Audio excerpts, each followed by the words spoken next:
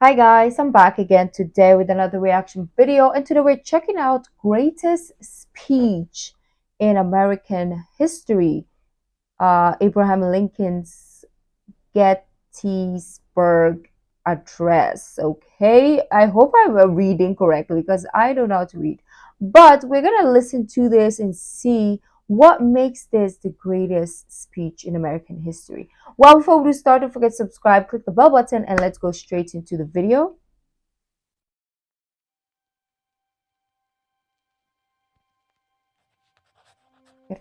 Gettysburg.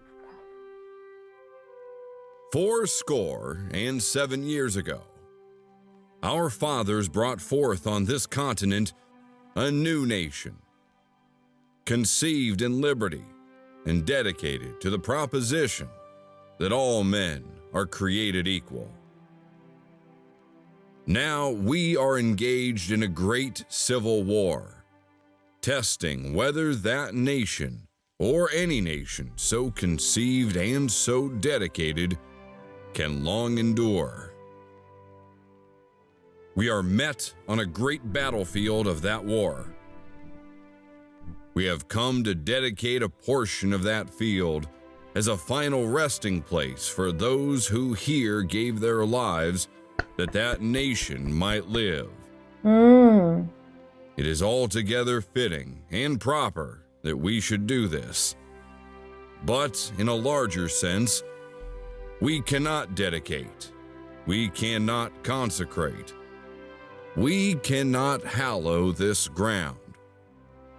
The brave men, living and dead, who struggled here have consecrated it, far above our poor power to add or detract. The world will little note, nor long remember what we say here, but it can never forget what they did here. It is for us, the living, rather, to be dedicated here to the unfinished work which they who fought here have thus far so nobly advanced. It is rather for us to be here dedicated to the great task remaining before us, that from these honored dead we take increased devotion to that cause for which they gave the last full measure of devotion. Oh, wow. That we here highly resolve that these dead shall not have died in vain. That is a okay. I see why this is the greatest speech in American history, because it's not only about like honoring the people who fought for the nation, or but it's also for the people who still remain to keep fighting, not necessarily like guns and all that stuff, but to keep fighting for what they fought for to preserve, right? Because it's no point in me fighting for something. Let's say I fought for this mug, right?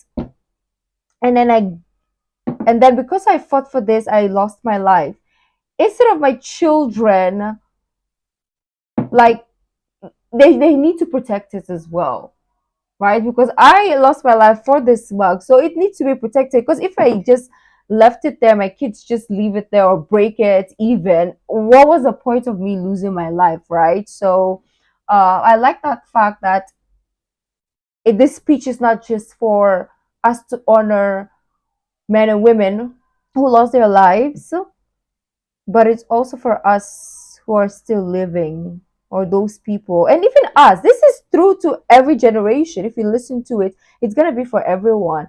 It shouldn't be for only the people who were there at that moment as well. It's for my generation, your generation, the upcoming generations, for everybody, right? Because if the other generations don't uphold to this, then those generations who fought for America, it's gonna be in vain. So this is like a speech throughout all the generations. I don't even know if I'm talking sense. But anyways, let's go back a little bit and then It's about to end. Here, highly resolved that these dead shall not have died in vain, that this nation, under God, shall have a new birth of freedom, and that government of the people, by the people, for the people, shall not perish from the earth. Oh, that's it? I should have waited to end it, right?